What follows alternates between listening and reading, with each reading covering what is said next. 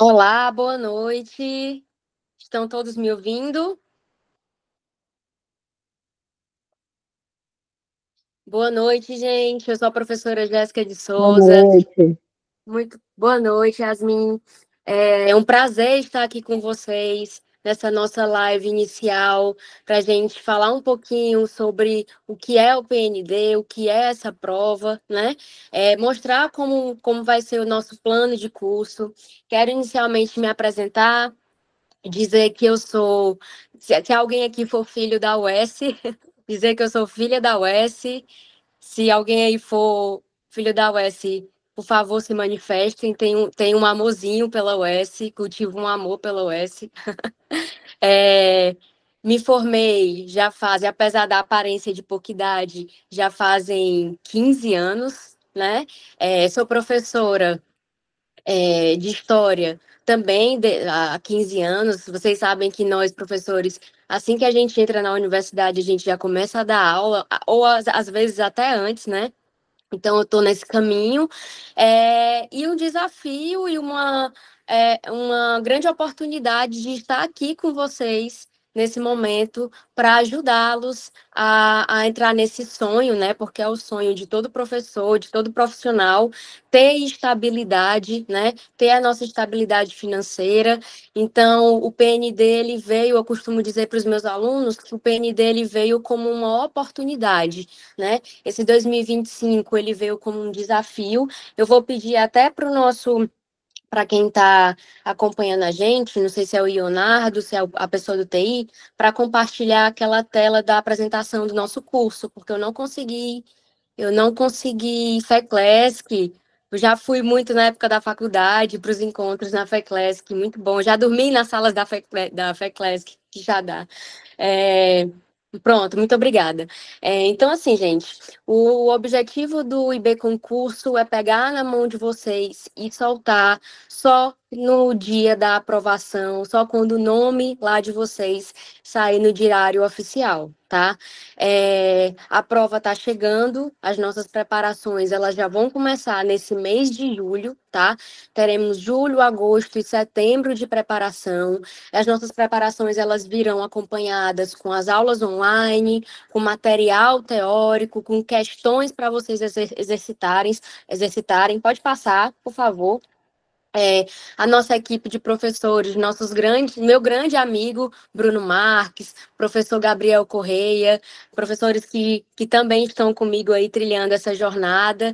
Então, inicialmente eu quero começar dizendo que vocês podem confiar na equipe de professores do IB Concurso. Galera, estamos aqui para segurar a mão de vocês, somos professores, né? Somos todos professores, temos todos esse sonho de estabilidade. Então, o nosso objetivo é pegar na mão de vocês e soltar só no dia da aprovação, tudo bem? É uma equipe especializada, uma equipe de mestres que está muito bem preparado para te fazer alcançar esse objetivo.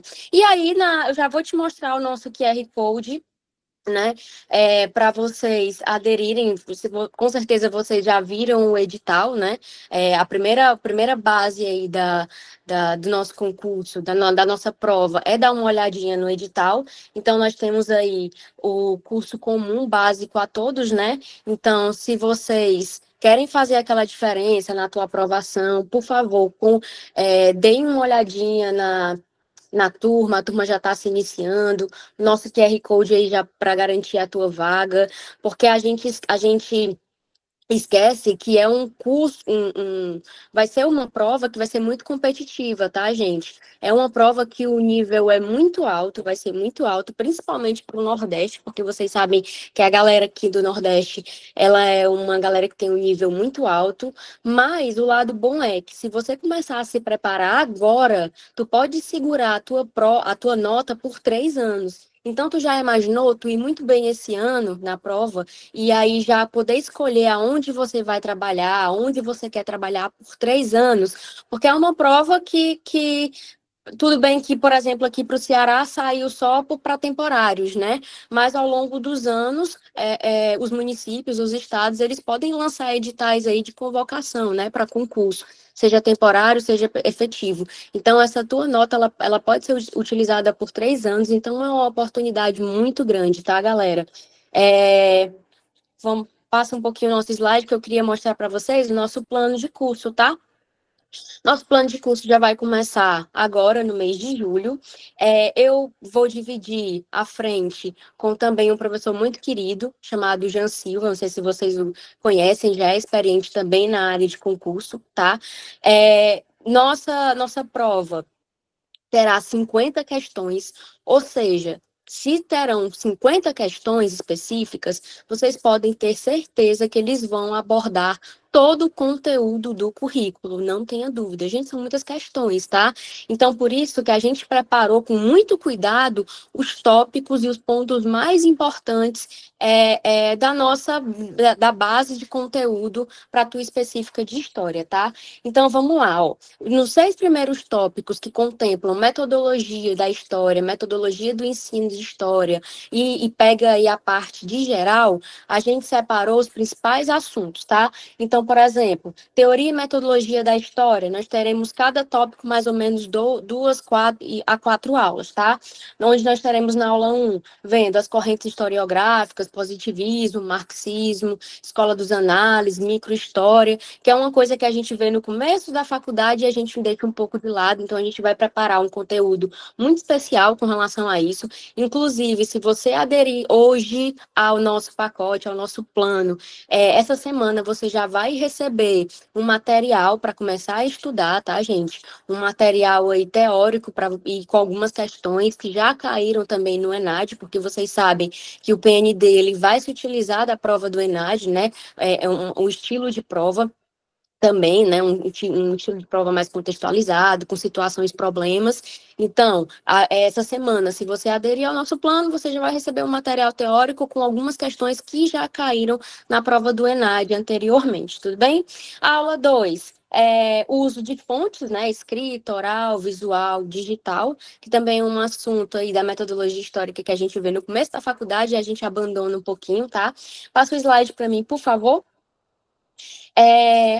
Aí teremos também, no nosso segundo tópico, teoria e metodologia do ensino da história, então fundamentos, né, do ensino da histórica, práticas pedagógicas, BNCC, projetos, temas que são acessíveis, como as questões elas são situação-problema, então é como a história ela pode ser aplicada em sala de aula, né, como a metodologia da história ela pode ser aplicada em sala de aula, então tudo isso a gente vai ver ao longo dos nossos vídeos, das nossas aulas, tá? Aí começa o conteúdo básico de história, né? Nós teremos aí história antiga, que vai ser dividida em 2 aulas. Nós teremos aí a aula 5, aula 5 e 6, indo para o lado da antiguidade ocidental, então veremos as principais características políticas, econômicas, sociais de Grécia e Roma, né? Nesse tópico da aula 5 e 6, pode passar. E na próxima e nas aulas 7 e 8, e teremos também civilizações orientais, tá? Então, a gente vai ver os principais tópicos de fenícios, mesopotâmios, porque a possibilidade de cair é grande. Lembrem que são 50 questões específicas, então pode abarcar um mundo de temática de questão, tá, galera? Aula 7 e 8, nós teremos também, incluindo Idade Média, então a gente vai pegar as principais características da alta e baixa Idade Média, tá? Idade Moderna, que inclusive foi o tópico que eu separei para vocês terem uma noção de como vão ser as nossas aulas, foi o tópico que eu separei para a live de hoje, e é um assunto que contempla muita coisa. A gente está falando aí de formação dos estados nacionais, renascimento cultural, reforma protestante, revolução industrial, pega até a Revolução Francesa, né, que a Revolução Francesa aí é a transição da Idade Moderna para a Contemporânea.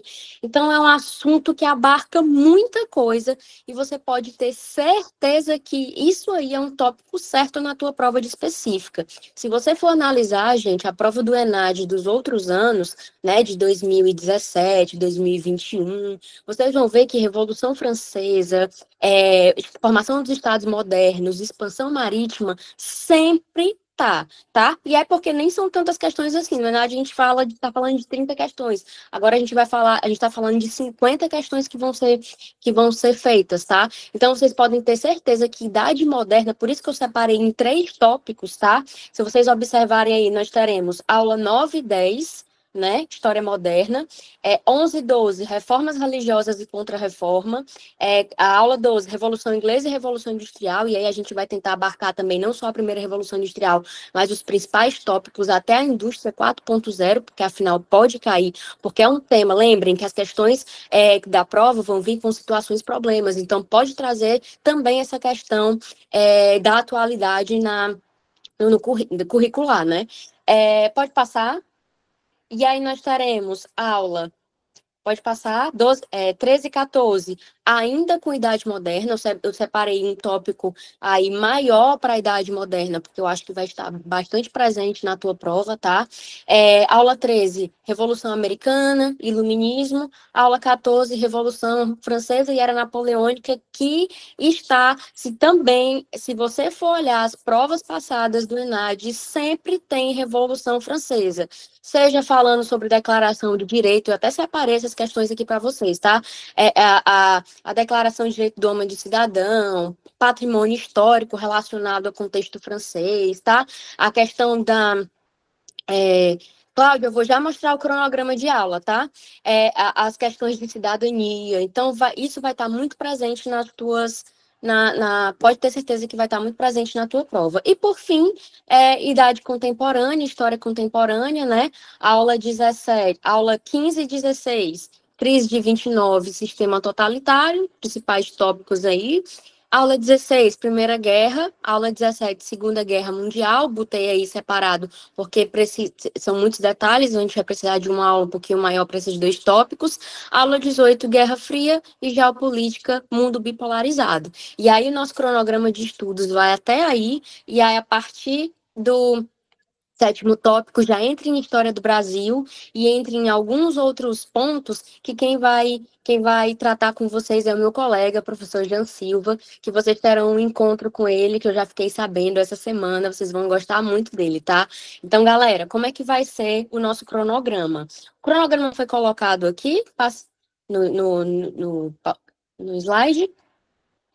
Teremos simulados. Teremos simulados, teremos material teórico, teremos videoaulas. E aí, ó, como foi que eu separei o cronograma? Essa semana já vão sair materiais teóricos para vocês, tá? E toda semana vai sair 2 videoaulas, certo? Porque a ideia é a gente concluir o nosso cronograma em julho, agosto, até o final de setembro. Porque outubro vai ser só revisão geral, resolução de questão, porque a tua prova já vai acontecer.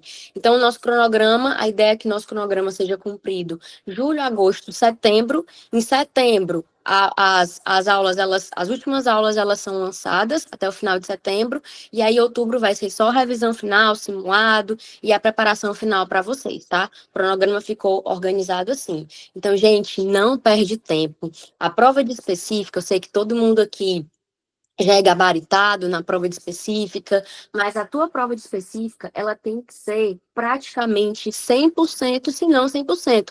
Ah, Jéssica, mas isso é um absurdo, deve estar exagerando muito. Entenda, vocês vão fazer uma prova onde tem uma específica, que é a específica de história, que é a área de vocês. Então, o nível, ele vai estar alto sim, tá, gente? Então, é por isso que vocês precisam focar também nas aulas de específica, não negligenciar, claro, estudar as áreas comuns, mas não negligenciar a aula de específica, porque é de extrema importância, tá?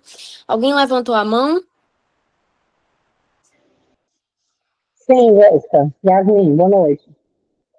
As aulas, elas serão todas disponibilizadas lá na plataforma, né?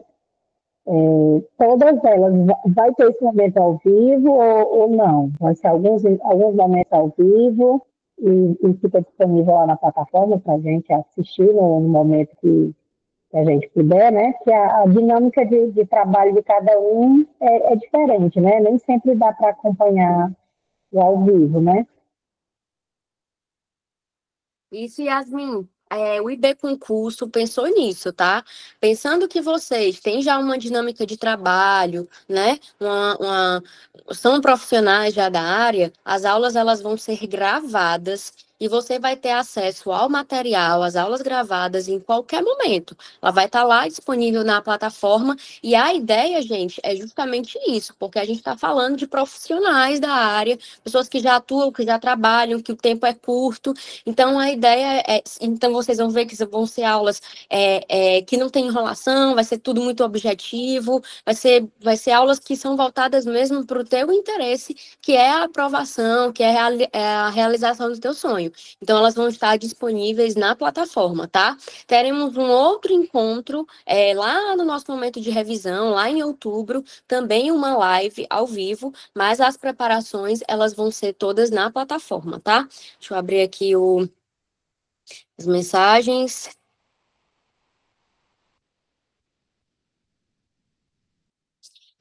Maria Elânia. Maria, essa semana vocês já vão ter conteúdos disponíveis para estudo, tá? Vídeos ainda não, mas as videoaulas elas vão sair ainda esse mês, tá? Mas vocês já vão ter o conteúdo, tem um conteúdo teórico de estudo. Tudo bem, Maria? E as aulas, Cláudio, elas serão gravadas e disponibilizadas na plataforma, tá? Então tá aí, gente, o QR Code da nossa específica. Eu sou uma professora extremamente acessível, então vocês podem me procurar nas redes sociais, me procurem nas redes sociais do curso, tá? O Instagram do curso aí para vocês. Underline IB Concurso, o número do WhatsApp disponível para vocês. Vocês podem ter certeza que o que eu falei é muito sincero, tá? O objetivo do IB Concurso é segurar na tua mão e só soltar no dia da aprovação, no dia que teu nome sair lá no edital, bonitinho, e tu ganhar o sonho da estabilidade. Tudo bem? Então vamos lá, vamos começar? Pronto, o Leonardo está dizendo aqui que na plataforma tem um espaço para enviar dúvidas aos professores. E vocês podem ter certeza que a gente vai estar sempre disponível para resolver essas dúvidas, tá? Aqui, ó, gente, a imagem do curso, tá? O nosso curso físico presencial. Os nossos aprovados, a nossa lista de aprovado. Primeiro lugar, Pindoretama. Primeiro lugar, Nova Olinda, Ceará. Segundo lugar, Nova Olinda, certo? A nossa lista de aprovados. E vocês conseguem ver a nossa lista de aprovados também no nosso Instagram, no Instagram do curso, do B Concurso, tá? Alguma dúvida mais? Podemos começar? Então, aí, ó, QR Code na tela. Vou compartilhar com vocês agora as questões que eu separei. A ideia aqui, gente, é que vocês já tenham mais ou menos uma noção de como é que vai vir a prova de vocês, tá? A prova do ENAD, como eu falei, são situações problema. Então, são questões contextualizadas e que, às vezes, joga uma pegadinha que a gente acha que tem certeza de uma resposta, mas não, porque ela está muito relacionada ao texto, né? Ao que a questão está pedindo. Vou compartilhar aqui a tela com vocês para a gente poder começar, tá? Vamos lá.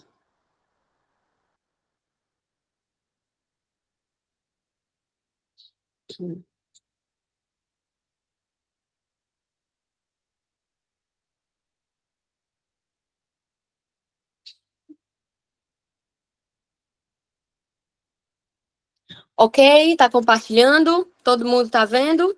Qualquer dúvida, só sinalizar no chat que eu tô de olho aqui no que vocês estão falando, tá? Então vamos lá, vamos entender mais ou menos como é que funciona a prova. O que é situação problema? As questões, gente, elas são contextualizadas, tá? São questões temáticas, mas sempre contextualizadas, sempre trazendo fontes históricas, algumas charges, tudo bem? Então vamos lá, vamos para a primeira questão. Essa questão, gente, fiz questão de colocar aí o ano da prova para depois vocês conferirem, tá? É na de 2021. Diz assim, ó. A partir do Renascimento artístico italiano, mais precisamente no século XV, Tudo que lembrava Roma precisava ser imitado e começa a fazer parte das salas dos mecenas. Galera, quando se fala de renascimento cultural, lembrem de uma coisa. Lembrem que o renascimento, ele não recebe esse nome por nada. Ele tenta resgatar algumas coisas, renascer, ele tenta voltar e resgatar algumas coisas. Qual é o período anterior ao Renascimento? Idade Média. Os renascentistas vão chamar de Idade das Trevas. Hoje a gente sabe que esse nome ele não é correto, é um nome em desuso, mas os renascentistas chamavam assim.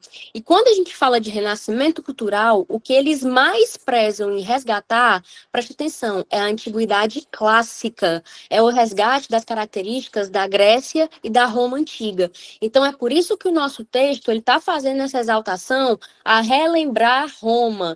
Roma precisa ser imitado, porque uma das principais características renascentistas, além da racionalidade, que vocês sabem muito bem que é uma característica renascentista, além do individualismo, do humanismo, do hedonismo, não se preocupem que todas essas características elas vão estar muito bem explicadas nas nossas videoaulas. Aqui vai ser uma dinâmica mais rápida, tá? Mas entendam, uma das principais características do renascimento cultural vai ser o resgate da antiguidade clássica, a Grécia e Roma Antiga, tá? Então, por isso que o texto está fazendo essa referência.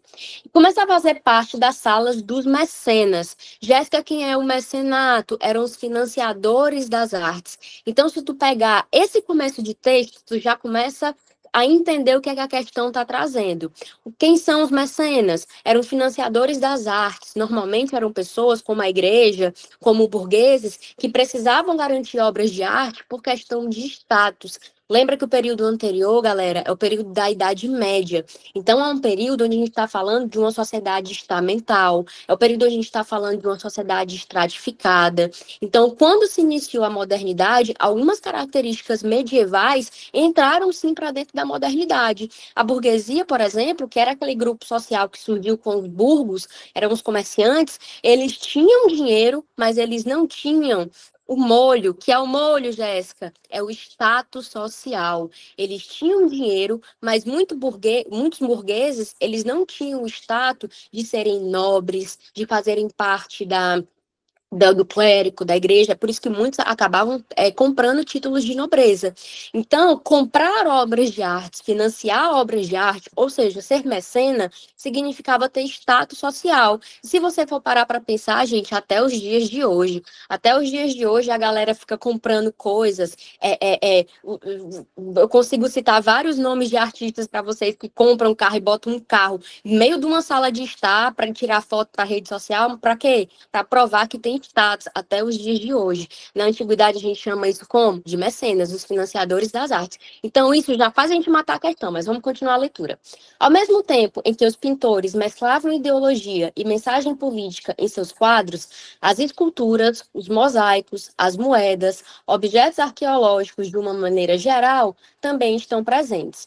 Essa revolução do olhar, acompanhada pela expansão marítima, vocês estão entendendo que ele pega um contexto, ele está pegando a transição aí da Idade Média para a Idade Moderna. Lembrem que a modernidade, por isso que eu trouxe esse tópico para a nossa live inicial, é um contexto de diversas transformações. Gente, quando falamos de Idade Moderna, estamos falando de absolutismo, mudança política, estamos falando de mudanças econômicas, o que a gente chama de mercantilismo, estamos falando de mudança religiosa, um negocinho que vocês conhecem chamado Reforma Protestante, estamos falando de mudanças tecnológicas, mais à frente a Revolução Industrial, mais à frente século XVIII, Iluminismo, junto com o Iluminismo, o mercantilismo vai ser substituído pelo liberalismo.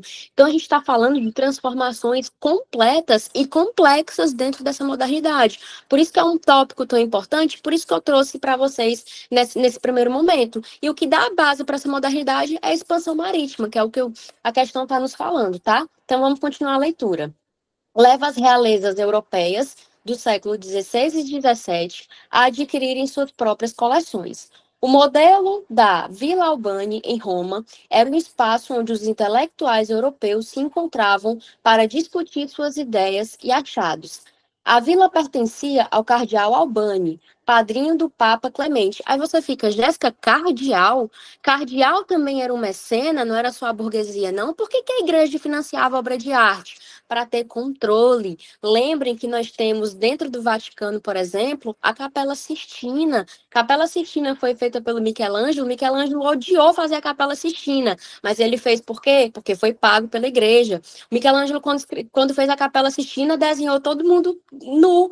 Mas por quê? Porque é uma característica do renascentismo, o naturalismo. Não é o nu sexualmente falando, mas é o nu com a valorização do corpo humano. Aí o que é que a igreja mandou fazer? Porque a igreja era um mecenato também, financiava obras de arte. A igreja foi lá e mandou cobrir algumas obras. É tanto que os arqueólogos posteriormente, perdão, os pesquisadores posteriormente, quando foram analisar, né, a questão da pintura, do tempo da pintura, viram que as pinturas que estão acima, elas são mais novas do que a pintura, o pigmento abaixo, sinal que eram mais antigas, porque a igreja mandou cobrir, porque a igreja também era um mecenato, fazia mecenato, financiador das artes, tá?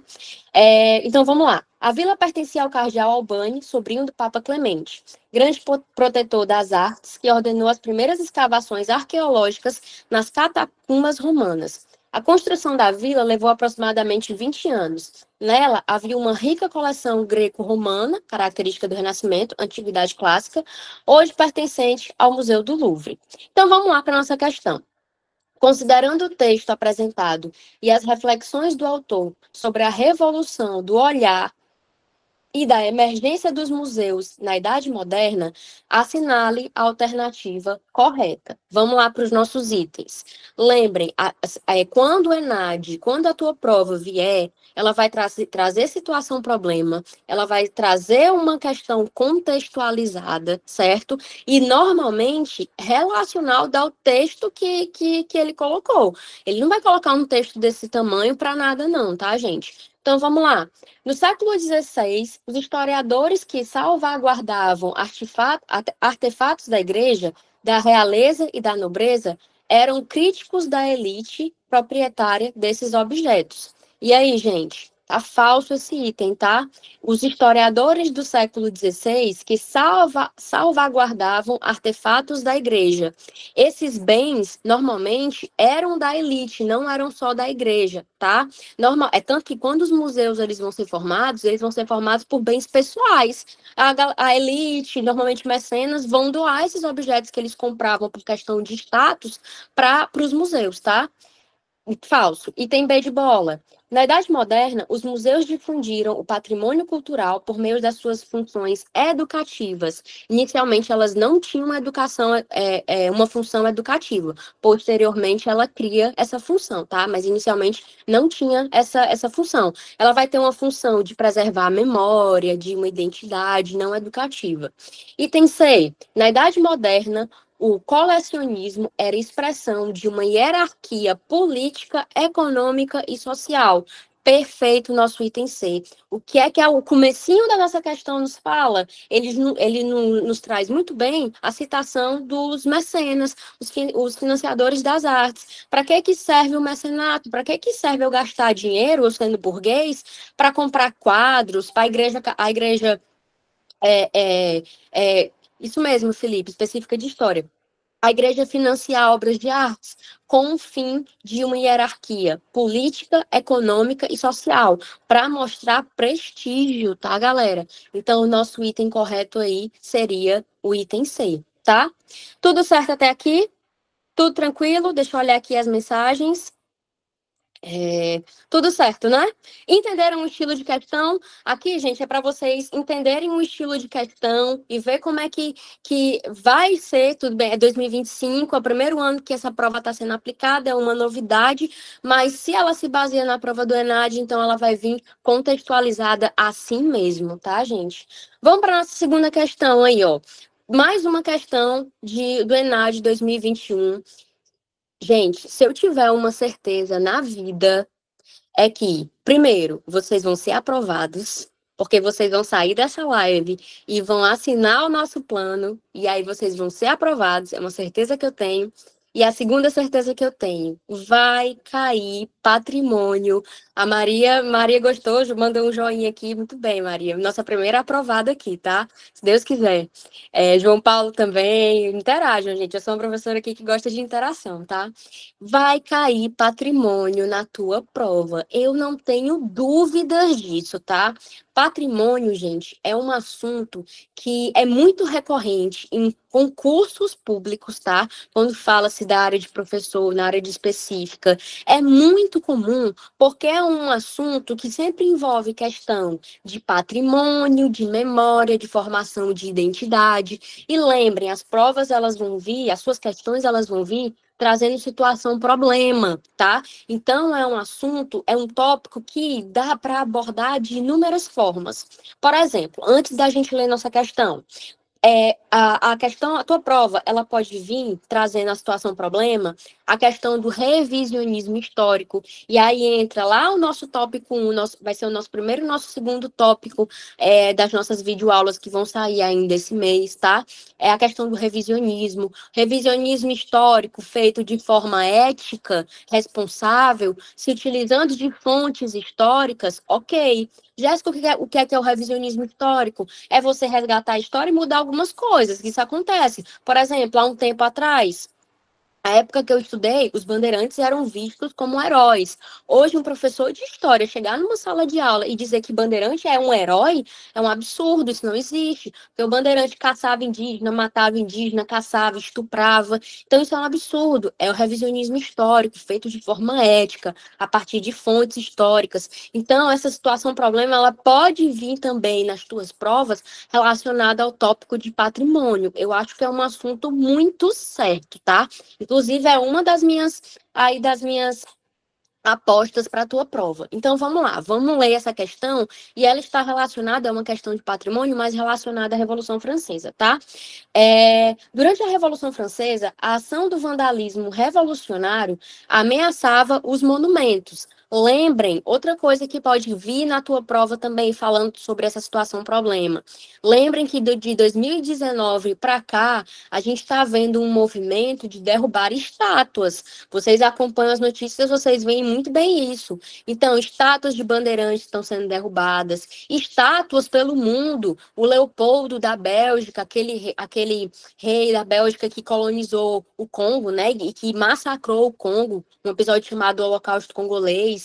Então, quando você chega, por exemplo, no Museu de São Paulo, você vê no Museu do Ipiranga, você vê hoje que o museu está modificado. Ele mostra uma estátua do Bandeirante, ele conta a história do Bandeirante, mas ao lado vem uma crítica, vem uma reflexão, mostrando que o Bandeirante, na verdade, ele não é um herói, que ele foi construído, que ele foi usado como uma figura heróica por quem queria se construir a história, que normalmente são as figuras políticas, né? Uma elite, é sempre um grupo que se quer construir a história, mas isso acaba sendo revisionado ao longo da história. É uma questão ética, feita de forma ética por nós historiadores. Então, vamos lá. Então, a questão fala sobre isso, estátua de ditadores, perfeito. Então, a questão está falando sobre isso, sobre os monumentos, tá? Que eu acho que é certeiro na tua prova desse ano vai vir esse tipo de questão. Então, vamos lá. Motivadas em grande parte por essas mesmas ameaças, as primeiras ações de preservação ocorreram ainda durante esse período. Antes dessa época, já havia alguma consciência da importância da preservação de monumentos e obras de arte, bem como de seu uso para se promover uma certa visão de cultura. Como assim, Jéssica, uma certa visão de cultura? Gente, vocês sabem muito bem, quando a gente produz história, a ideia do patrimônio é se produzir memória, principalmente se produzir uma identidade nacional. Uma das coisas, a gente aqui que é cearense, né? Acredito que todo mundo aqui seja cearense, não sei, se alguém for de outro estado, por favor, diga, mas há pouco tempo atrás, foi aprovado no dia 30 de janeiro. A Vaia Cearense. A Vaia Cearense hoje é um patrimônio cultural imaterial do Ceará. Olha que coisa linda. Esse ano foi aprovado o pão de coco. Pão de coco ele é um patrimônio cultural do Ceará. Mas por quê? O que é o patrimônio? É algo que gera uma identidade, a definição de memória para uma nação. O problema, aí vamos para a situação problema, é que em alguns momentos essas ideias de patrimônio e memória, elas são forjadas, né? Espírito Santo, Wagner, então você não conhece a vaia cearense? Final da aula, quando não estiver gravando, eu vou mostrar para você a vaia cearense, porque eu não vou passar essa vergonha aqui ao vivo numa live, tá? Se alguém quiser me ajudar na vaia cearense, a gente lhe mostra como é a vaia cearense. E hoje é um patrimônio, tá? É um patrimônio cultural e material do Ceará. 30 de janeiro foi aprovado. Então, gente, mas infelizmente vocês sabem que quando a gente fala de memória, algumas vezes essa memória, ela é... Conhece, Wagner? Essa memória, ela é forjada, tá? Então, por exemplo, nós temos a figura do Tiradentes, sendo usado como uma figura heróica, né? Mas que, na verdade aquela imagem dele foi toda fake, toda forjada. Nós temos o nosso Grito de Ipiranga, que na verdade aquele quadro do Grito de Ipiranga nada mais é do que um plágio, copia, mas não faz igual, de um quadro do Napoleão Bonaparte, de uma das batalhas do Napoleão Bonaparte. Então a memória ela é construída e tem a questão de por quem que ela vai ser construída, né? Essa é a ideia. Mas no final, ela sempre é para preservação de uma memória, de uma identidade, tá? Então, vamos para a nossa questão. Diz assim: sobre o patrimônio cultural na Idade Moderna, já que ele está falando sobre a Revolução Francesa, avalie as asserções a seguir e a relação proposta entre elas. Ó, gente, as questões do ENAD, elas vêm normalmente diferentes do que a gente costuma ver aí, né, que vocês estão acostumados a ensinar na sala de aula de vocês. Normalmente, quando vocês veem questões de item, é item 1, 2, certo ou errado e acabou, né? As questões do ENAD, elas vêm para você entender se uma questão justifica a outra. Não necessariamente todas vão vir desse jeito, né? Mas uma questão acaba... se um item justifica o outro. Deixa eu ver aqui o que vocês estão falando. Para nós historiadores, fazer uma construção da história. Perfeito, João Paulo, de forma ética, né? Utilizando fontes históricas. Não simplesmente dizer, como algumas pessoas falam, que o Holocausto nunca existiu. Fonte, vozes da minha cabeça, né? Isso não existe. A ideia do revisionismo é ser feito de uma forma ética. E feito de forma ética tá tudo certo, tá? Então vamos lá, vamos para os nossos itens, tá? Diz assim, ó. Primeiro item, a preservação do patrimônio histórico e dos acervos documentais tornou-se importante no contexto da Idade Moderna. Perfeito! Preservação de uma identidade, envolvendo monumentos e objetos do passado, e principalmente as figuras dos grandes heróis, né, gente? Vocês sabem, nós veremos isso na nossa primeira aula de metodologia, quando a gente for, metodologia da história, quando a gente for falar sobre história dos análises, positivismo, a gente vai falar sobre isso. Então, por favor, no final dessa aula, vá lá no nosso QR Code, assine o nosso curso, que vai ser a nossa primeira aula de metodologia histórica, e a gente vai falar um pouco sobre isso. A história era produzida para os grandes heróis, falando sobre os grandes heróis, os grandes feitos. Já assinou, Maria? Perfeito. Os grandes feitos, tá? E hoje é que a gente desconstrói isso, né? O que a gente está fazendo hoje é a micro-história, que nós veremos isso também na nossa primeira aula. A história vista de baixo, a história das mulheres, o papel das mulheres na Guerra do Paraguai. Já ouviram falar sobre? As mulheres na Guerra do Paraguai arrancavam as próprias mangas das camisas para amarrar as feridas dos soldados, né? As peixeiras durante a Revolução Francesa, né? As marchas das mulheres. Então, as histórias vistas de baixo, né? Mas está correto. Quando a gente fala de idade moderna e a gente fala de patrimônio histórico, a gente está falando de monumentos, resgate de monumentos e objetos do passado. Item 1 aí, corretíssimo. Vamos para o 2. O item 2 diz assim: os monumentos históricos e as obras de arte passaram a ser considerados como constituintes de um patrimônio histórico. Perfeito. As obras de arte, os monumentos são patrimônios históricos. criando-se um acervo de bens classificados, inventariados e homogeneizados. O que ele quer dizer com homogeneizados? Padronizado. Começou-se a criar um padrão do que é a fonte histórica, que é o monumento, qual a história que deve ser contada. Então, tá verdadeiro o nosso item aí. Mas olha o diferencial da prova do ENAD, como é que é? Ele coloca se um item justifica o outro. O item A diz assim, ó, o item 1 e o item 2 são proposições verdadeiras, ok. E o item 2 é uma justificativa correta da primeira. Perfeito. Olha esse item B. As asserções 1 e 2 são verdadeiras, mas a 2 não é uma justificativa para o item 1. É uma justificativa sim, gente. Ele está falando aí de como é que os bens eram classificados, inventariados, e para se tornar um monumento, para criar um símbolo de identidade, de memória. Então, o nosso item correto aí é o item A. Jéssica, todas as questões da minha prova serão desse jeito? Provavelmente não, tá? Mas terão questões assim, onde vocês vão precisar analisar um item e ver se um item justifica o outro, ok? Tudo certo até aqui? Então, vamos para nossa terceira, que eu falo demais. Qualquer dúvida, mandem aí, tá, gente? Questãozinha clássica também, de idade moderna. A gente está falando agora de uma questão do ENAD 2017, certo? Onde ele diz assim, ó, clássica, você olha para essa imagem, vocês já sabem o que é que ele está se referindo, né? Essa imagem aí ao lado é do Leviatã, né? É a contracapa da obra do Leviatã, do Bossuet, onde nós temos o Leviatã com uma mão segurando um cetro e na outra segurando uma espada. O que significa isso? Eu tenho o poder militar e eu tenho o poder divino, o poder ideológico nas minhas mãos. Lembrem, quando a gente fala de Bossuet, quando a gente fala de Maquiavel, quando a gente fala de Baudin, quando a gente fala de Hobbes, no caso dessa imagem aí é o do Hobbes, né? Quando a gente fala de Hobbes, a gente está falando, gente, de teóricos que vão justificar o absolutismo. É muito comum e é normal confundirem os teóricos absolutistas com os iluministas, tá? E eles são completamente opostos. Mas, às vezes, eu já vi em alguns alunos cometendo esse erro de confundir teóricos absolutistas com os iluministas. Os iluministas, eles vão totalmente contra os ideais do antigo regime. Já Maquiavel, Hobbes, Bossuet, Baudin, eles defendem um antigo regime. O que é que significa antigo regime? O ideal absolutista, né? O ideal daquele rei que manda, que intervém em tudo, tá? Então, vamos lá. Nós temos aí dois textos, certo? Mais um texto aí, né, gente?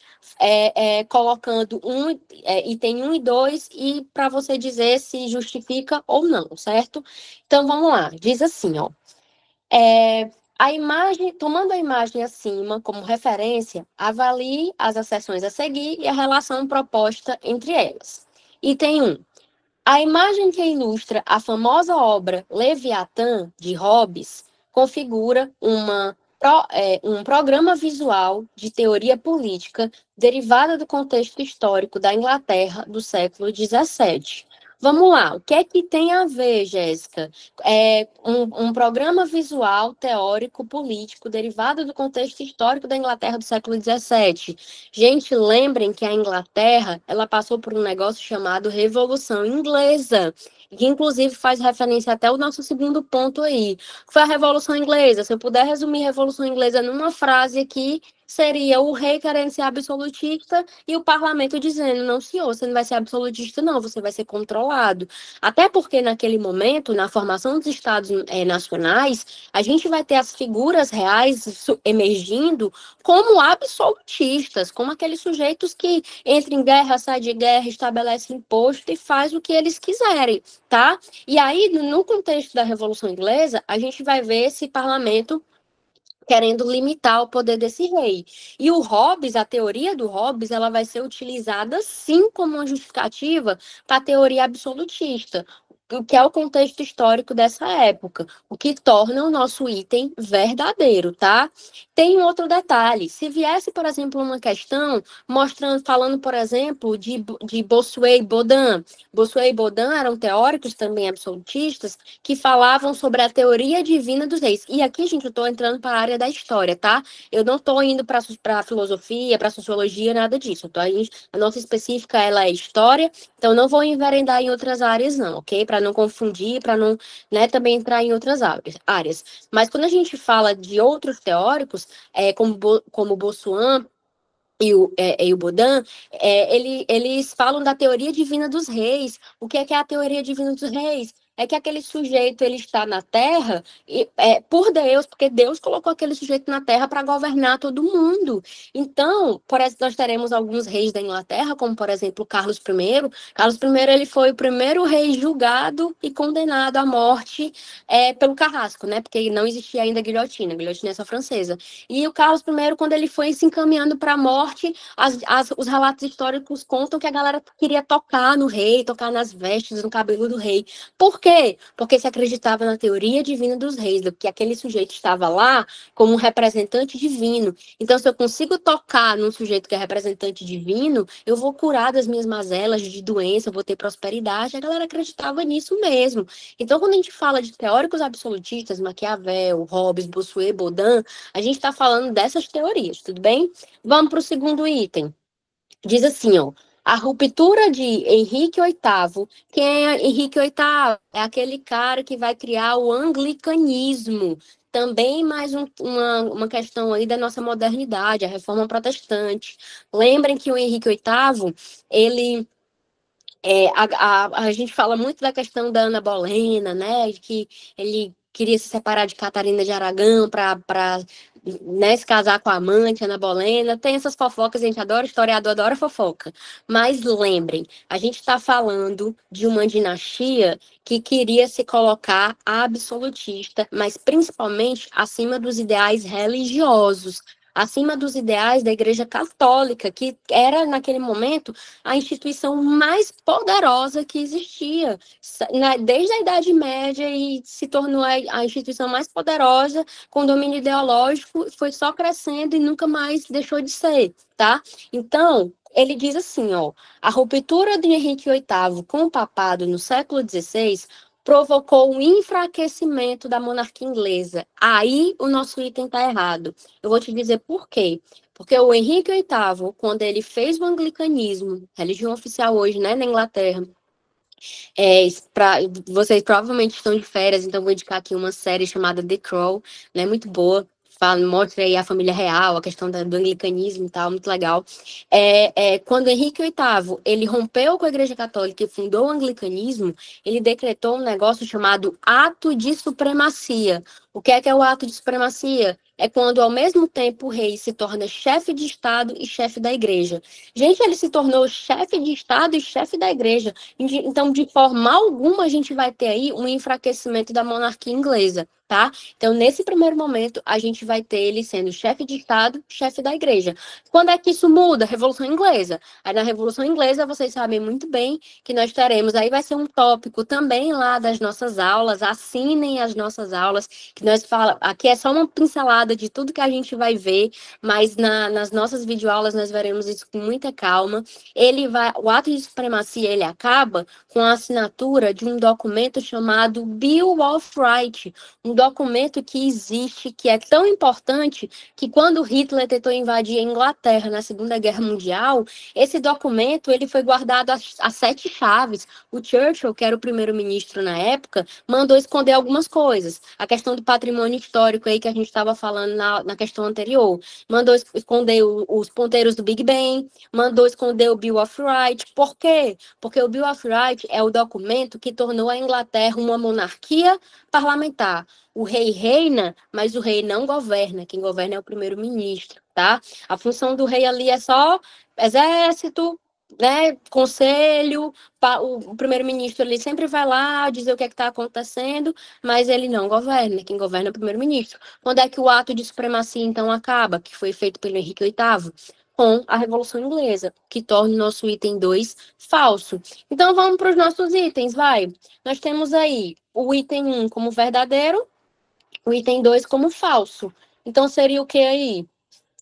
A asserção, as asserções 1 e 2 são verdadeiras? Não, cancela o item A.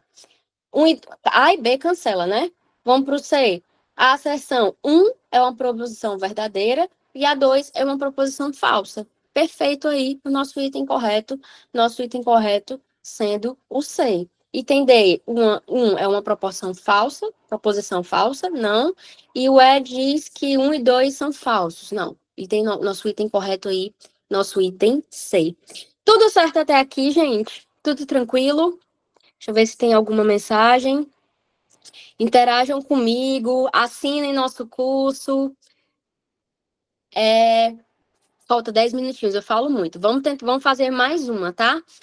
ENAD 2017. Vocês estão sabendo que as provas, as questões, elas são sempre muito bem contextualizadas? É possível, sim, que venham questões mais objetivas, tá? Isso aí a gente não está excluindo. Mas as questões objetivas, elas são mais fáceis, teoricamente, mais fáceis de responder do que questões que envolvem aí uma interpretação de um texto, né? Que por isso que eu me preocupei de trazer esse tipo de questão para vocês hoje, que já caiu no ENAD, tá?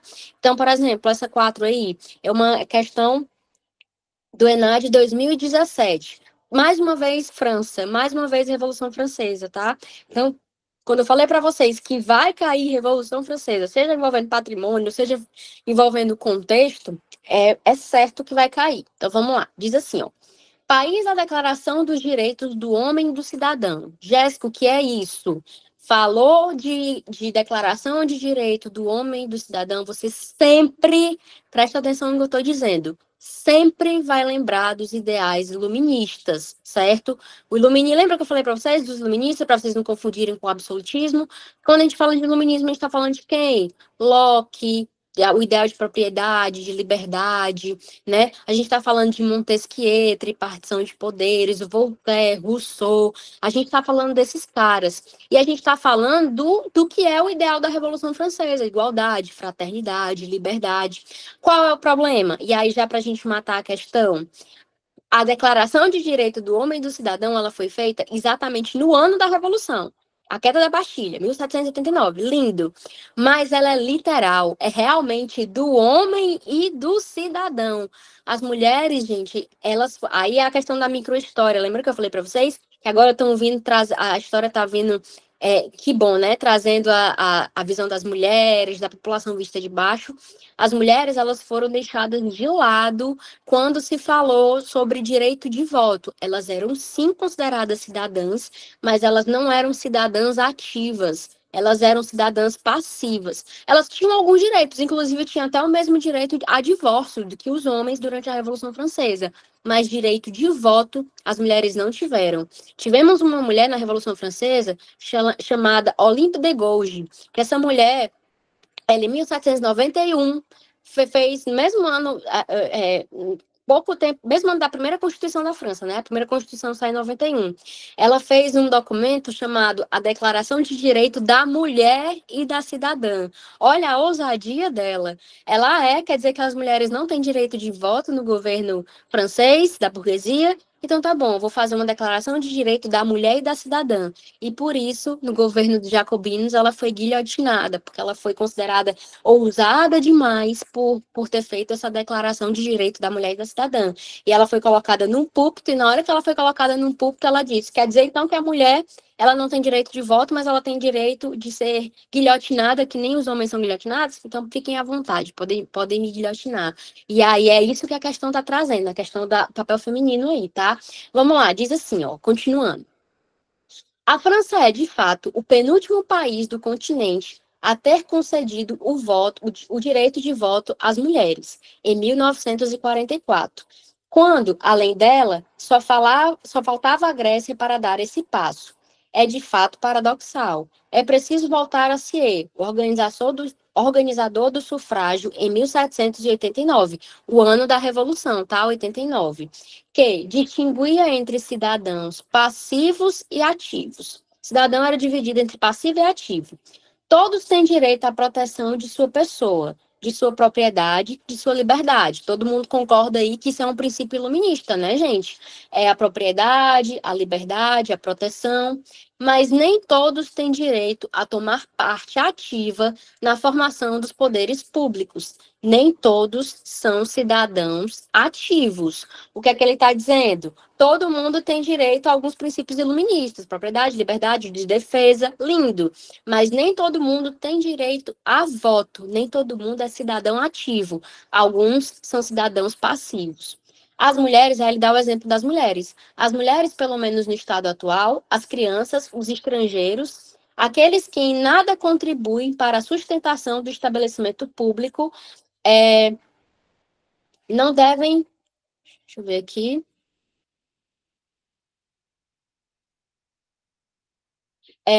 Não devem influir ativamente na coisa pública.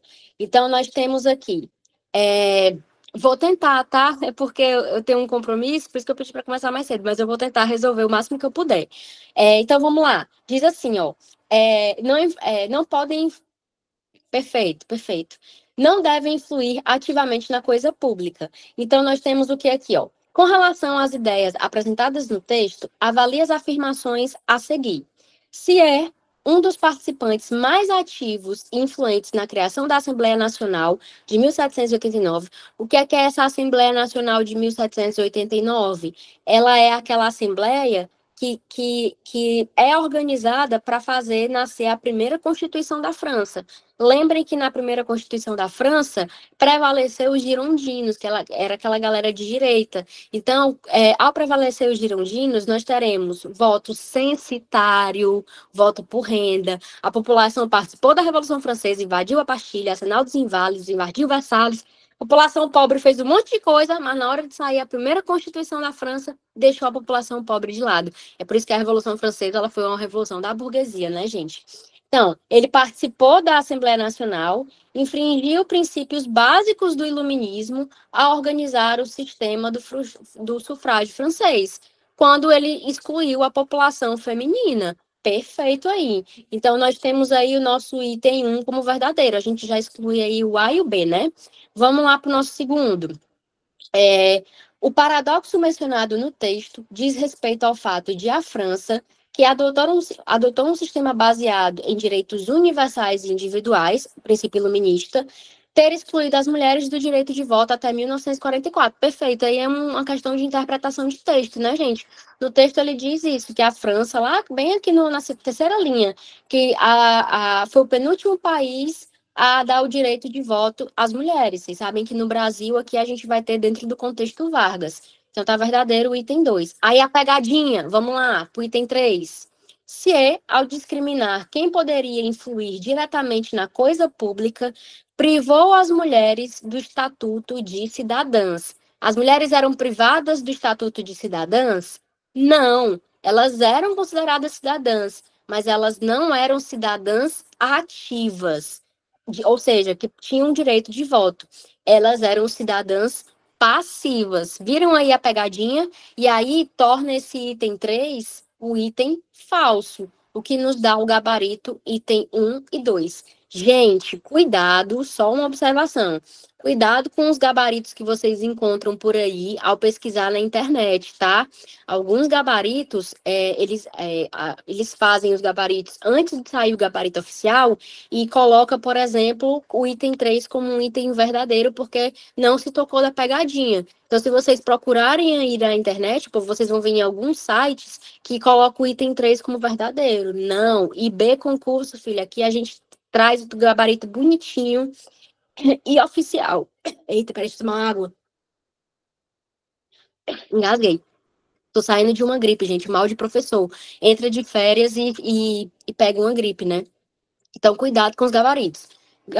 O item 3, ele tem uma pegadinha aí, tá? Que é a questão das mulheres serem sim consideradas cidadãs, mas serem cidadãs passivas e não ativas, o que torna o nosso item C o nosso item verdadeiro, ok? Vamos lá, vamos tentar acelerar. A quinta questão, eu trouxe ela mais objetiva, tá? As próximas questões, elas são mais objetivas, porque pode vir também esse estilo de questão e é bem mais tranquilo. Vamos lá. Diz assim, ó, uma questão de 2022. Tendo em mente o processo histórico nomeado de reforma e contra-reforma, por volta do século XV da era cristã, avalie as afirmativas a seguir e assinale a correta. Mais uma transformação da modernidade. Tem erro, não. Quando se fala de reforma protestante, a gente está falando de luteranismo, calvinismo, anglicanismo, ou seja, os reformadores que questionaram a Igreja Católica naquela época, por conta das indulgências, né, o perdão, as simonias, tudo isso vai ser muito bem especificado durante as nossas aulas lá, as nossas aulas gravadas, tá? Perdão, gente. Quando a gente fala de contra-reforma, já não está mais falando de luteranismo, anglicanismo, a gente está falando das atitudes da Igreja Católica. Então, vamos lá.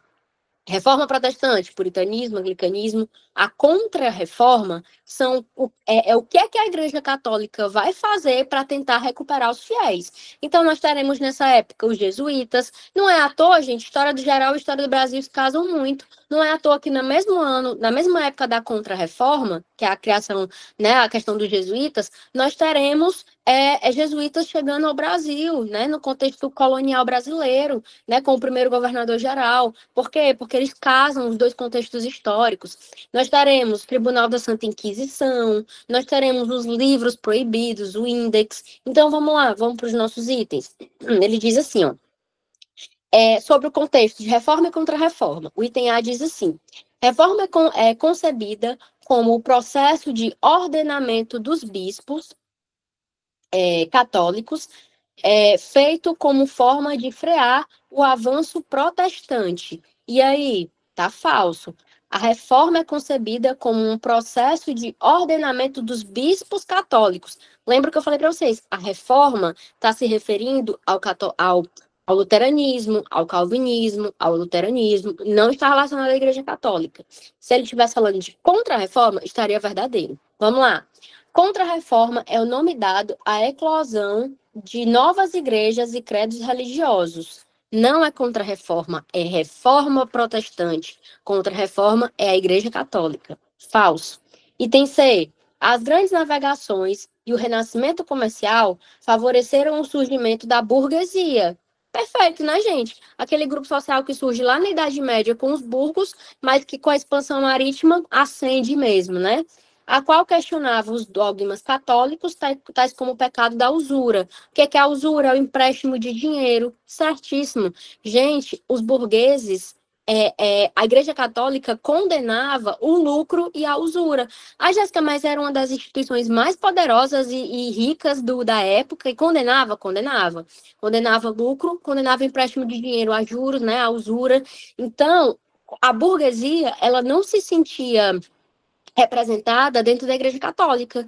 Quando surge o calvinismo, né, que é uma religião que surgiu na Reforma Protestante, que falava da predestinação, que falava da prosperidade, do lucro, o que a burguesia vai fazer? Abandonar a Igreja Católica e migrar principalmente para o calvinismo, o que torna o nosso item C aí verdadeiro. As grandes navegações e o Renascimento favoreceram a burguesia, a qual questionava dogmas católicos como o pecado da usura.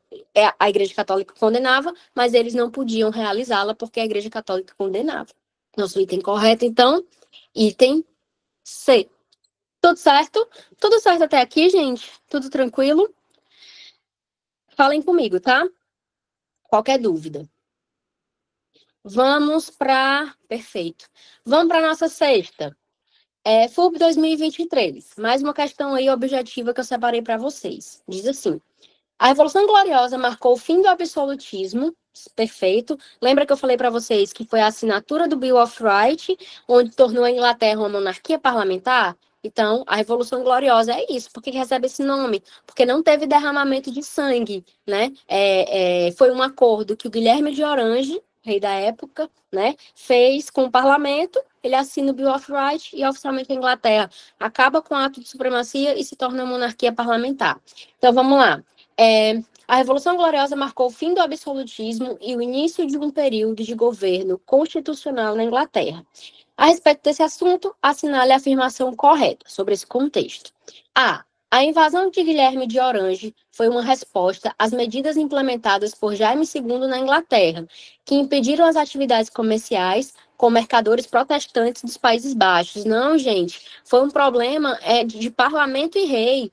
O Jaime II, ele queria ser absolutista, queria fazer com que a Inglaterra fosse católica, obrigatoriamente católica, e lembra que o anglicanismo já estava em prática dentro da Inglaterra, mas o Jaime II queria que a Inglaterra fosse, até porque, gente, ele era filho de um rei, daquele rei que eu falei para vocês, que foi o primeiro rei executado da história. Então, antes do Carlos I ser morto, ele tinha 2 filhos, ele manda os 2 filhos para a França, que foi o Carlos II e o Jaime II. E aí os meninos cresceram na França. O que é a França? Católica absolutista.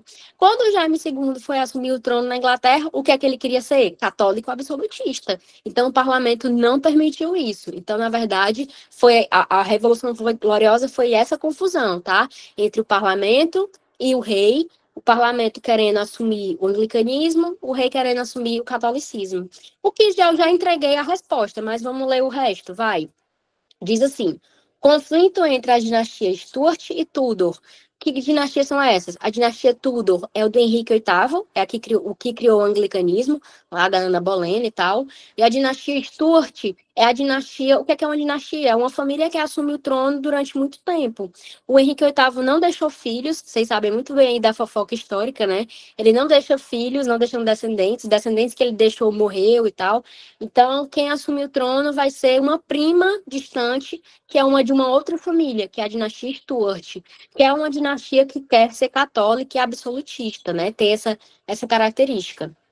Então, vamos lá.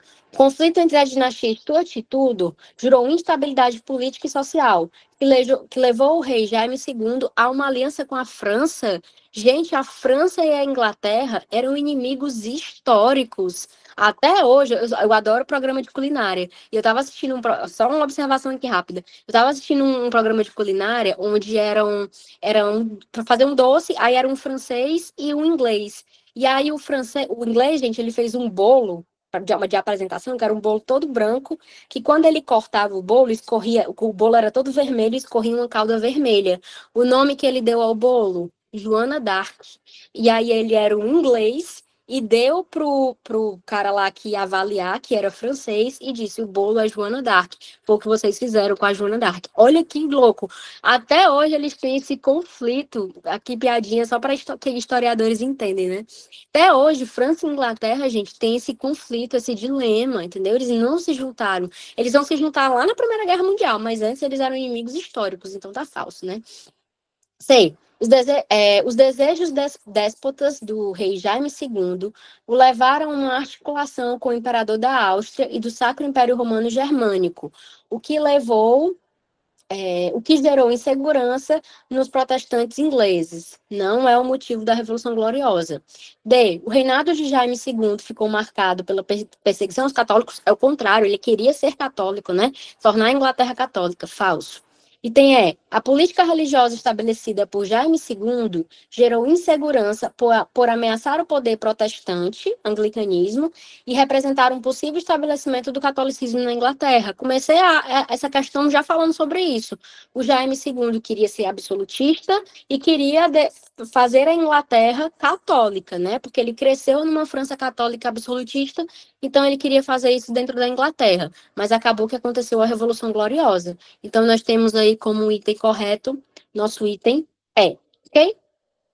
Vamos lá para a sétima questão. Sétima questão é contextualizada, tá? É do ENAD 2014. Mais uma questão de reforma protestante. As reformas religiosas são protestantes e católicas e interagem de tal modo que não se compreendem as suas consequências se não levarmos em conta as relações que vão se verificando ao longo do século XVI. Nesse sentido, a reação protestante ativa e antecipa mudanças que a Igreja Católica já vinha considerando. Da mesma forma, nem toda... presta atenção nesse trecho. nem todas as reformas protestantes tiveram um sentido capitalista. Gente, a reforma protestante aconteceu por sentidos diversos. Descontentamento de reis, porque achava que a Igreja Católica estava muito forte. Nós teremos, de fato, a questão das indulgências, que era a venda do perdão. Então, alguns reformadores questionavam essa venda do perdão, porque era literalmente algo que a igreja lucrava muito com relação a isso. Venda de simonias, a construção da Basílica de São Pedro, que hoje a galera faz fila para poder visitar a Basílica, foi um questionamento na época, porque a Igreja Católica pedia dinheiro, indulgências, para construir a Basílica de São Pedro, e os reformadores na época diziam, mas a Igreja Católica é uma instituição extremamente rica, mais rica do mundo, e precisa de dinheiro para construir uma basílica. Então foram diversos questionamentos que envolvem política, economia, não só a questão capitalista, tá? É isso que a questão está dizendo. Também a reforma católica não implicava em retorno à Idade Média, e tanto católicos quanto protestantes reformistas perseguiram bruxas e bruxos. Então vamos lá. O fenômeno mencionado no texto acima, conhecido como reformas religiosas, representou uma nova configuração no contexto político e religioso da Europa Ocidental do século XVI. Nesse sentido, considera-se que tais reformas religiosas resultaram na relação de diferentes conflitos. A reforma protestante foram diferentes conflitos? Sim, que remontam às questões teológicas, perfeito, políticas, perfeito, e econômicas, e ainda a posse e exploração do novo mundo. A reforma protestante, ela acontece por diversos segmentos. A gente está falando de uma questão política, econômica, né, só teológica, vários segmentos, não só a questão teológica ou da venda de indulgências por si só, que torna o nosso item A, o nosso item verdadeiro, tá, gente? Questãozinha aí tranquila do nosso ENAD 2014, né? Questão 8, mais objetiva. Tudo certo até aqui, gente? Gente, espero encontrá-los no nosso curso, tá? Que começa já esse mês. Mais uma vez reforçando, essa semana vocês já vão ter um material teórico sobre as nossas primeiras aulas de metodologia, do ensino da história, metodologia histórica, e vocês já vão ter, até a próxima semana, os vídeos referentes, né, as videoaulas referentes a esse conteúdo, tá? E nosso cronograma, ela vai até o mês de setembro, finalzinho do mês de setembro, tá? Então, tudo isso aqui que a gente está fazendo de uma forma mais rápida vai estar muito especificado, esmiuçado nas nossas videoaulas que vão sair a partir da próxima semana, tudo bem? Então, vamos para a nossa questão 8, que ela é mais objetiva. Diz assim, expansão marítima, ou seja, a gente já está falando aí do comecinho da Idade Moderna, né? Contexto mercantilista, de busca de metal precioso, de especiarias. A gente está falando de um contexto de procura de novos territórios, de disseminação de fé, tá? Então, vamos lá. A expansão marítima empreendida pelos portugueses nos séculos XV e XVI está ligada a quê? E tem a tradição marítima lusitana, direcionada para o mar Atlântico, em busca de ilhas fabulosas e grandes tesouros? Não, né, gente? A gente está falando de especiarias, metal precioso, contexto mercantilista. Também, aos interesses mercantis. Opa, pode ser. Voltados para as especiarias do Oriente, responsáveis pelo desinteresse na exploração do ouro e do marfim africano. Não, gente, contexto da expansão marítima, o continente africano ele vai começar a ser desbravado, tá? O pessoal não sabia o que tinha ainda lá dentro do continente africano, não. Na expansão marítima é que vai começar a fazer o périplo africano. Falso. Há diversas causalidades que, aliada aos conhecimentos geográficos muçulmanos, permitiram avançar sempre para o sul e assim atingir as Índias, périplo africano, contorno do continente africano para chegar até o Oriente. Falso. Entender? Ao caráter sistemático que possuiu a empresa mercantil. Quando a gente fala de grandes navegações, a gente está falando de mercantilismo. Explorando o litoral africano, perfeito, périplo africano, mas sempre em busca de passagem para as Índias. Por quê? Porque lá estavam as especiarias. cravo, canela, gengibre, açafrão, as especiarias que vão ser extremamente lucrativas e que quem tinha controle eram só os árabes e os italianos pelo mar Mediterrâneo. Então, no momento em que Portugal consegue fazer o périplo africano, com o contorno da África, que demora muito, tá, gente? Eles cruzam, eles saem em 1415 e eles só chegam do outro lado em 1498. Aí você fica, Jéssica, que diabo de GPS ruim é esse? Não, mas é porque eles começaram a fazer a exploração do continente africano à medida que eles iam contornando o continente, tá? Então, o nosso item correto aí é o item D de dado, ok? Vamos para a nossa questão 9, questão do Educa. Considerando o processo de revolução industrial, questão certeira também na tua prova. As provas de concurso adoram revolução industrial porque sempre encaixa naquela situação problema, de contextualizar com várias áreas, tá? Analise a seguinte afirmação. Tanto a Grã-Bretanha quanto o mundo sabiam que a revolução industrial lançada nestas ilhas, não só pelos comerciantes e empresários, como através deles, cuja única lei era comprar no mercado mais barato e vender sem restrição no mais caro, estava transformando o mundo. Nada poderia detê-lo. Os deuses e os reis do passado eram imponentes diante dos homens de negócio e das máquinas a vapor do presente. E está fazendo aí, gente, uma referência à primeira revolução industrial, tá? Vocês sabem que ao longo da história nós passamos por várias revoluções. As revoluções, elas seguem os séculos, inclusive. Hoje a gente está falando de uma indústria que a gente chama de indústria 4.0. Ao longo das nossas aulas, nós teremos também uma videoaula falando de revolução industrial, onde a gente vai especificar ponto a ponto cada revolução industrial e as principais características delas, tá? Mas nesse caso aqui, ele está falando da primeira, né? Sobre o texto e a revolução industrial, é possível afirmar corretamente. Vamos para o item A. A Revolução Industrial não foi uma ruptura técnica, mas a herdeira de um lento processo de aprendizagem em um longo percurso de surgimento de inovações técnicas. Essas inovações levaram à multiplicação acelerada de mercados e serviços. Gente, o que é uma revolução? É uma mudança total. Quando a gente fala de uma revolução, não é uma mera mudança simples. Por exemplo, Revolução Francesa, queda de um rei. Revolução Russa, queda de um rei e os bolcheviques, né, socialistas, que tinham um ideal socialista, assumindo poder. Revolução Industrial, uma mudança social, política, econômica que influencia a sociedade inteira. Mas não é uma mudança que aconteceu de forma rápida, a partir de longos processos. Então, o nosso item A está completamente verdadeiro. A gente está falando de uma primeira revolução industrial, onde é o uso do carvão, as máquinas a vapor. A gente fala de uma segunda revolução industrial, que já usa petróleo. Terceira revolução industrial, técnico-científica. Quarta revolução industrial, IA. Gente, da onde é que a gente, há poucos anos atrás, a gente ia falar de inteligência artificial salvando vidas. Jéssica, como assim salvando vidas? Eu já cansei de ver notícias em jornal que a pessoa utiliza aqueles relógios com inteligência artificial, né? Que usa por questão de saúde, e aí a percebe que existe alguma coisa errada, né? Questão de batimento cardíaco, manda um serviço de alerta para o serviço de emergência, o serviço de emergência socorre a pessoa e salva a pessoa. É o IA tomando decisão, quarta revolução industrial. Então, é uma mudança de mercados e serviços, o que torna, e que não foi um processo rápido, né? Foi um processo de grandes mudanças e avanços tecnológicos, o que torna o nosso item A já o nosso item verdadeiro, tá? Vamos para nossa última questão. Eu trouxe uma questão aí diferente, de colunas, tá? Tudo certo até aqui, gente? Tudo tranquilo? Falem comigo, estou falando há 1 hora sozinha. Tá tudo certo? Interajam aí comigo, por favor.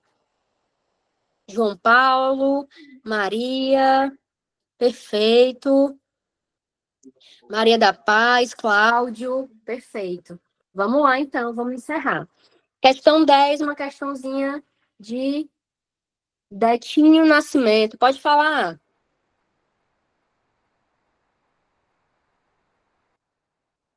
Não? Ok. Então, vamos lá. Questão 10 diz assim, para a gente finalizar. A história moderna é marcada por grandes transformações, como a expansão marítima europeia, a revolução comercial e a formação das monarquias nacionais. Esses eventos moldaram a estrutura econômica e política da Europa e estabeleceram as bases para a globalização e o mercantilismo. Relacione os processos históricos às colunas. Tranquilinho, vamos lá. Gente, no começo da aula eu ainda falei sobre isso, inclusive. Quando a gente fala de mudança econômica da idade moderna, qual é a primeira coisa que vem à cabeça? Transição da idade. Deixa eu ver aqui o que estão falando. Ok. O Anthony está perguntando se vai estar disponível ainda hoje na plataforma. Alguém vai te responder aí, tá, Anthony? Então vamos lá, ó. Quando a gente fala de mercantilismo, quando a gente fala de idade moderna, a primeira coisa que você vai pensar é sobre mercantilismo, tá? É a primeira fase, a gente diz que é a primeira fase do capitalismo. Então já dá para a gente pegar o primeiro item aí, tá? Diz assim: política econômica que incentivava o acúmulo de metal, mercantilismo. Gente, o mercantilismo tem características: metalismo, acúmulo de metal, balança comercial, a ideia de exportar mais e importar menos, protecionismo, colocar taxas e produtos sobre as mercadorias que vêm de fora. Olha como que interessante, algumas medidas mercantilistas, querendo ou não, a gente utiliza até hoje. É só tu pensar aí no tarifaço do Trump, né? O que é o tarifaço do Trump se não é tomar medidas protecionistas, né? Colocar taxas sobre os produtos que vêm de fora, independente de que viés aí ele esteja pensando, se é questão econômica, política, seja o que for. Então, nós temos aí a primeira questão aí, o primeiro item, já temos aí o mercantilismo, né? O 4. Vamos para o segundo ponto. Transformação econômica caracterizada pelo aumento do comércio internacional, pela criação de mercados coloniais e pelo surgimento de novas formas de organização mercantil. A gente está falando o quê? Aí poderia ter gerar uma dúvida, se está falando de expansão marítima ou de revolução comercial, mas ele está falando do aumento do comércio internacional. Então, a gente já puxa aí para uma revolução comercial, tá? E não expansão marítima. Vamos lá. Então, nós temos aí o já 4 e 2. É isso? Já dá para responder, né? Mas não, vamos ler o resto. Diz assim: processo pelo qual os reis europeus centralizam o poder nas mãos de um monarca. Gente, a centralização política, também falamos sobre isso já na live de hoje. Como é que se dá essa centralização política, essa formação do absolutismo? É o item 3, formação das monarquias nacionais. Quando o absolutismo, que é aquele rei que centraliza o poder na mão dele, né, entra, né, no poder e centraliza tudo. É o item 3. E o último, movimento que levou as potências europeias a expandirem seus territórios e influências através de exploração oceânica, com o objetivo de encontrar novas rotas comerciais e fontes de riqueza. Rotas comerciais, especiaria, fonte de riqueza, especiaria, metalismo, né? A gente está falando de expansão marítima, o que torna o nosso item aí ser o nosso item verdadeiro. Ok? Vamos lá. Gente, temos algumas dúvidas. Alguém levantou a mão. Vamos só conferir. Maria levantou a mão. Oi, Maria. Professora, boa noite, parabéns pela excelente explicação, adorei a aula, assim como os meus colegas, né? Tenho certeza que todos amaram. É só essa é a questão 2. Essa questão 2 sobre o patrimônio cultural, esse item 2 que fala sobre homogeneizados. E por que não heterogêneos? Por isso eu fiquei em dúvida só nessa questão mesmo, na questão de número 2. Por que não heterogêneos? Porque ele está falando, oi Maria, muito obrigada, viu? Porque ele está falando do começo, de quando o patrimônio histórico ele começou a ser considerado patrimônio e formação de identidades. E se procurava ter um padrão. Qual era o padrão? Era a história dos grandes heróis, dos grandes feitos, nunca a história de uma população vista de baixo. Hoje a gente pode dizer sim que é heterogênea, mas no começo se procurava ter um padrão, certo? Que eram os grandes heróis e os grandes feitos. Por isso que ele destaca as homogeneizadas, ok? Ficou claro? Pronto, muito obrigada. Ficou sim, viu? Elânia. Oi, Yasmin, pode falar. Oi, professora, muito boa aula, viu? A senhora falando aí da Revolução Francesa, né? Da exclusão, né? Da invisibilidade das mulheres no processo da Revolução Francesa, que geralmente os livros didáticos, eles não abordam, né? Essas questões. Uma coisa que eu utilizo para minimizar essa deficiência, né, dos livros didáticos, que inclusive tem melhorado bastante, né, nos últimos anos, eu sempre, quando eu vou trabalhar a questão do iluminismo, eu inicio, né, com frases dos iluministas e também de mulheres, né, como, por exemplo, a Elizabeth Good. Aí, então, assim, é uma forma, né, da gente minimizar isso aí. Então, eu sempre levo essas, essas frases, né, que a gente, e dos filósofos, e levo também das mulheres, para fazer essa ligação depois lá com a Revolução Francesa. Então, fica aí dica aí para os colegas estarem fazendo isso. Viu? E ótima aula, viu? E eu já aderi o curso, e os colegas aí também não vão se arrepender, com certeza. Perfeito, Yasmin. E assim, a gente normalmente, e são conteúdos aí deixando de lado um pouquinho a nossa prova, que a gente, né, vai fazer daqui a pouco, mas são conteúdos que estão cada vez mais em provas aí que vocês ensinam para os alunos, né, de vestibulares e tal. É tanto que vem falando sobre Maria Quitéria, vem falando de Chiquinha Gonzaga. Então, essa questão da formação de identidade sendo vista de uma outra forma, muito pela Escola dos Análises, que é o nosso primeiro tópico do nosso curso aí de formação, né? As nossas primeiras aulas aí, nós vamos falar sobre essa metodologia de história, tá?